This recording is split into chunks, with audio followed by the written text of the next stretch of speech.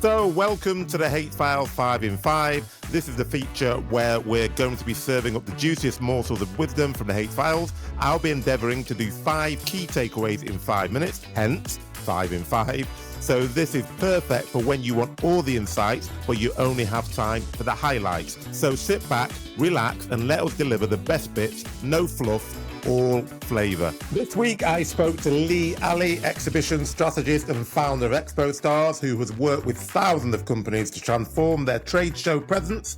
So we talked about going from the dreaded scanners to building a real return on investment engine when it comes to exhibitions. And here are the 5 things that you need to get right to make sure that your next exhibition counts. So takeaway number 1 is align your exhibition strategy with your business goals, because too many companies book to go to exhibitions and conferences because, well, we went last year, and so we have to go because we go every year, or our competitors will be there. So we need to be there to make sure we maintain a market share presence. Well, that's not a strategy. That's fear of missing out. And the first principle we discussed was very, very simple. Your exhibition plan must serve your business growth plan. Otherwise, it's just a vanity exercise. And the action point I want you to take here is at the end of every year, sit down and ask yourself, what are your business objectives for the next 12 months and how can exhibitions support them? Only choose events where your presence will measurably contribute to revenue, relationships, or recognition. Now, if you haven't done that yet, that's not a problem because there's no time like the present. Off you go and do it now.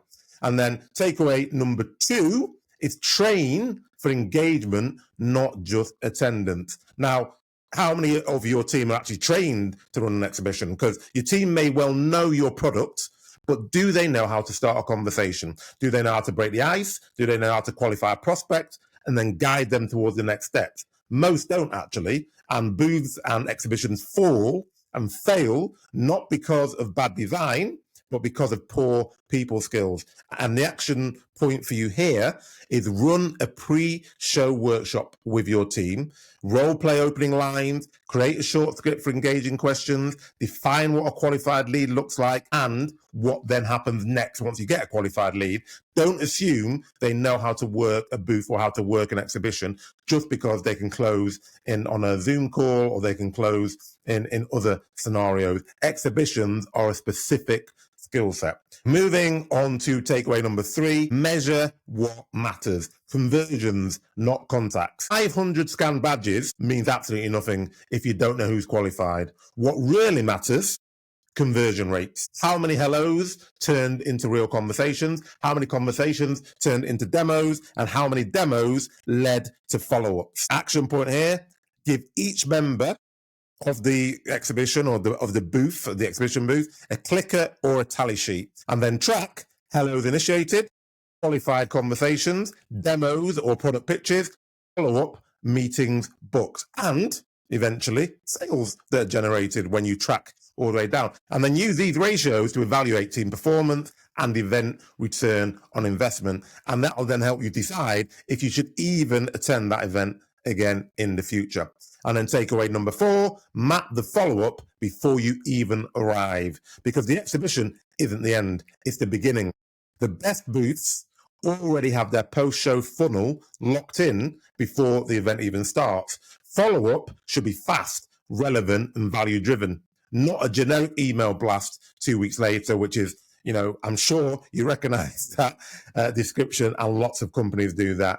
What you want to do, and this is the action point here, create a follow-up plan as part of your pre-event checklist. And hopefully you've got a pre-event checklist. Assign owners, write templated follow-up emails, pre-book slots for post-show calls, and personalize your outreach based on the actual booth conversations. Because speed plus relevance equals conversion, i.e.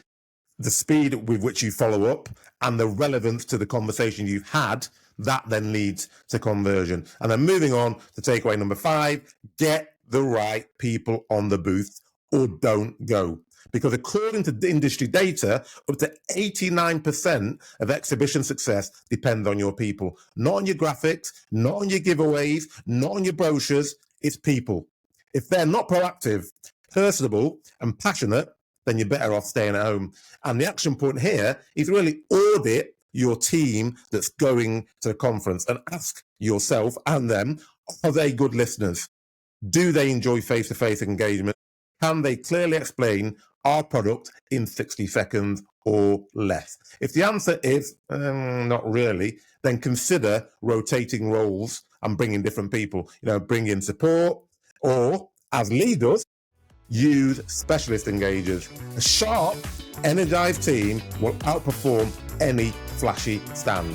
So there you have it, your 5 in 5 for my conversation with Lee Ali on the H-Files. If your exhibitions have been all spend and no strategy, this is your blueprint to flip that around. And drop me a line if you need some help or some further tips. Thank you very much for tuning in to 5 in 5. If you enjoyed this episode, then share it with someone who could use these insights and also direct them to the full episode. Don't forget to subscribe and join me next time for more practical wisdom in just 5 minutes. Until then, keep learning, keep growing, and keep making an impact.